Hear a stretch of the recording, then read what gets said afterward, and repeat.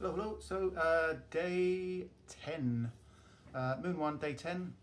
So far, obviously, we've shown that sort of day 6 through 10 is a time where we would be visiting family and friends, etc. Um, Today is day 10, so that will be the last one of those. It's a nice, easy one. My name is Ollie Hartfield. This is Red Sun Horizons. I'm an Eastern Physiotherapies practitioner in the south of England. That's Southsea in Hampshire. Okay, so that's acupuncture, acupressure, Thai, and crystals, etc.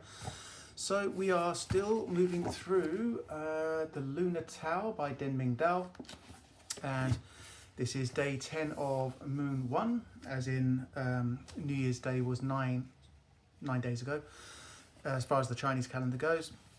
So we're running through that day by day and looking at Taoist practices, and then taking concepts from that and then expanding on that with either references from the Tao Te Ching itself, but looking at also some Taoist practices of the Taoist history of working with crystals and stones, looking at some acupressure points, acupuncture points, all that kind of stuff, and meditations, Tao Yin, which I've been a Tao Yin practitioner for 20 years.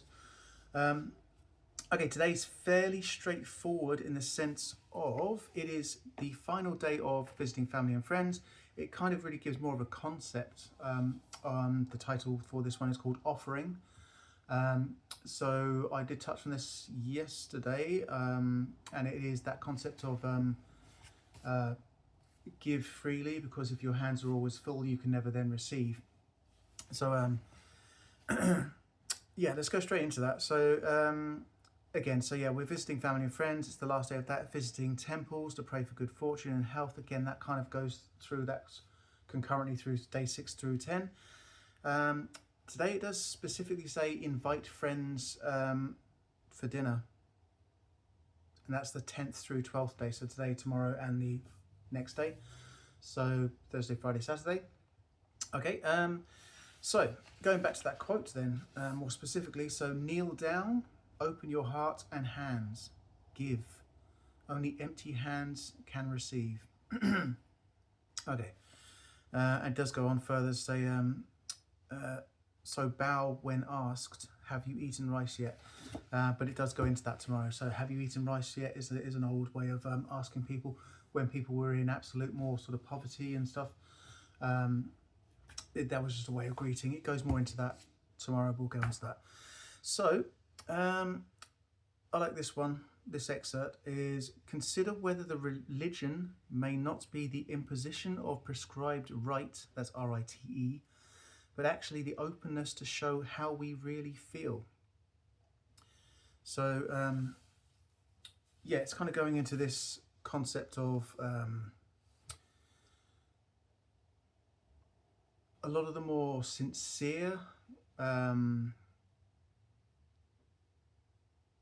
apologies, gratitudes, actions that we have with each other, we kind of tend to shy away from nowadays. It seems to become more more difficult, if that's the word. I'm not sure. I'll read through the whole thing. So consider whether religion may not be the imposition of prescribed right, but actually the openness to show how we really feel. If we are open-hearted, then the act of offering is powerful. The best offering is made with no thought of return. Paradoxically, when we offer without any ulterior motives, good fortune comes to us 10 times over, but an offering made selfishly diminishes 10 times over. So, or diminishes us 10 times over. So, yeah, it kind of reminds me of the. So obviously, when we're talking about offering in this sense, it's not just offering of physical things; it's giving of yourself, it's giving of your true emotion, giving of like worth. So yeah, good deeds, but also good, nice comments, all that kind of stuff. But if you're doing it just to receive it back, then it's kind of an empty gesture in that sense. It reminds me, obviously I came from a Catholic childhood, and then kind of Christianity is still very much the predominant dogma within the UK.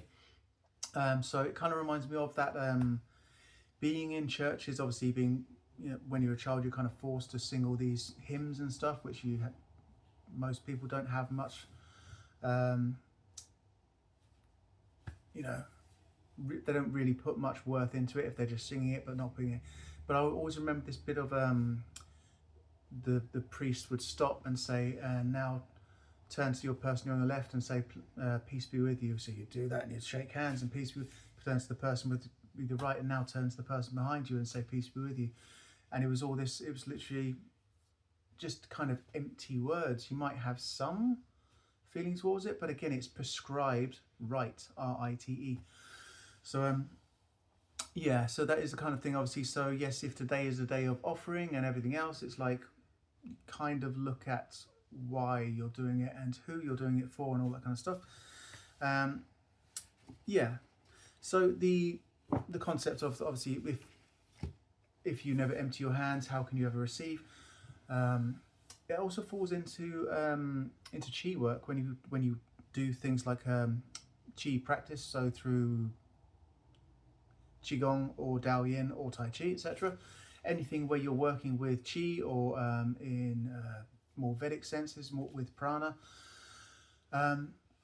There is this practice of, obviously, if you say you're doing an entire hour of chi work and chi cultivation and etc., you should then at the end sort of shake off and just like shake off anything excess, because it's not yours. Chi is forever moving. It should always be moving. If it doesn't move, it becomes stagnant, and stagnant is things that affect the liver and the gallbladder in TCM, and chi stagnation can be anywhere in that sense. Chi stagnation in the bowel can be stuff like constipation or irregular bowel movements, so one day loose, one day constipated, all that kind of stuff. Chi stagnation in the chest is these, you know, the people who are just like, they sit there and then for no reason they're like, you think you think there's something wrong or something's just happened. It's not. It's that stagnation, just moving and releasing.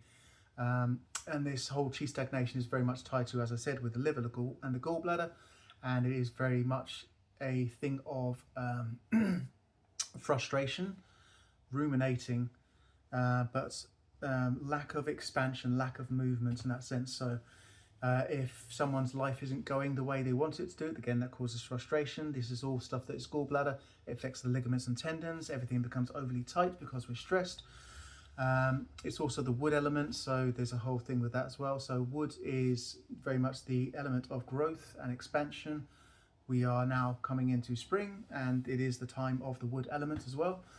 So that is that. I may bring some spring-based exercises or points that you can use in the next few days. That literally just come to mind, so I'm not going to do it now. But the last bit I will read is from the Tao Te Ching. This is number 37.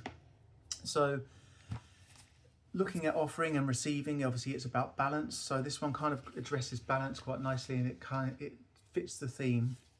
Okay, so the Tao never does anything, yet through it all things are done. If powerful men and women could center themselves in it, the whole world would be transformed by itself in its natural rhythms. People would be content with their simple, everyday lives in harmony and free of desire. When there is no desire, all things are at peace. Yeah, so if you're always giving and always receiving, you're always more part of the, I don't want to say the hive mind, but you're part of society and you're part of a more integrated part of consciousness. Whereas if you kind of like always hold everything to yourself, then you are isolating yourself from people, but also consciousness and the flow of the Tao and your own life's path of what you should be learning. Because as I've said before, obviously this integration with people, whether we get on with them or not, is always going to be either a nurturing thing if we get on with them, or a learning thing if we don't. So giving and receiving, yes, but giving with intent and everything else, giving with real heartfelt openness is another thing, and obviously this is ways in which we interact with each other more and more, and this is what we're here to do, this is what we're here to learn. That is time, and I will see you tomorrow.